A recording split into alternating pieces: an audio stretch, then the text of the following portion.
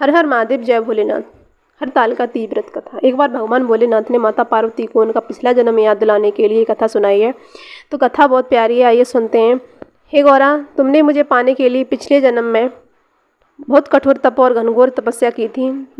तुमने ना कुछ खाया ना कुछ पिया, कुछ हवा और सूखे पत्ते चबाए।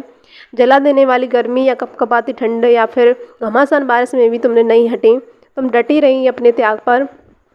तुमने जल तक त्याग दिया। तुम्हारी ये दशा देखकर तुम्हारे पिताजी ने बहुत ज़्यादा दुखी हुए, तुम्हें लेकर बहुत ज़्यादा चिंतित हुए। उसी दौरान भगवान विष्णु ने नारद मुनि को बुलाया और भगवान विष्णु ने नारद मुनि को तुम्हारे पिता के पास भेजा, तुम्हारे विवाह की कामना के साथ में। कहा कि जाओ, उनकी इच्छा पूछ के आओ। तो भगवान विष्णु की आज्ञा अनुसार नारद मुनि तुम्हारे पिता के पास आए और उनसे कहा, उनकी राय जानने के लिए कि भगवान विष्णु ने मुझे भेजा है माता गौरी के विवाह के लिए, तो आप क्या बोल रहे हैं वो बताएं।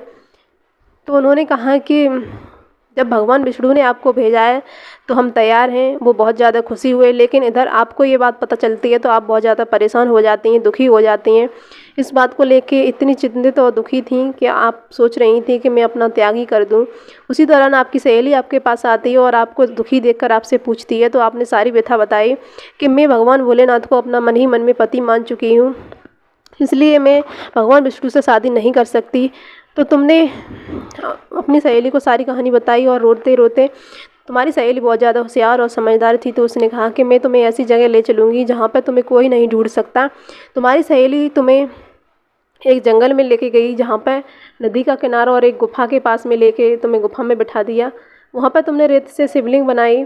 इधर तुम्हारे पिताजी तुम्हें ढूंढ ढूंढ कर, उनकी बहुत ज़्यादा बुरी हालत हो चुकी थी और बहुत ज़्यादा परेशान थे। वो सोच रहे थे कि भगवान विष्णु यदि बारात लेके आए तो मैं उन्हें क्या बोलूँगा।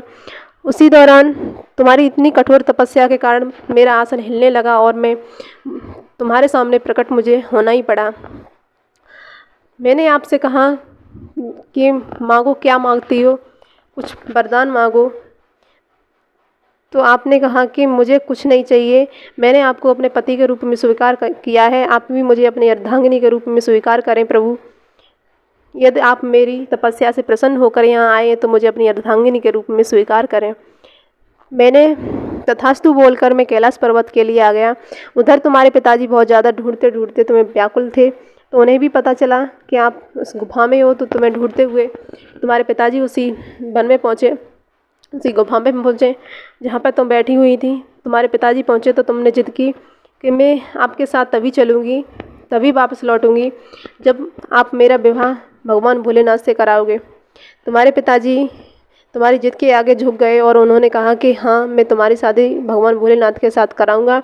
इसी दौरान तुम्हारे पिताजी ने तुम्हारा विवाह संपन्न किया मेरे साथ और इसी कारण से इस व्रत को रखा जाता है। जो भी व्यक्ति इस व्रत को रखता है उसकी हर मनोकामना पूर्ण करता हूँ मैं। और इसका हरताल का व्रत यदि कोई कुंवारी कन्या करती है तो उसे उसके मन वांछित वर की प्राप्ति होती है।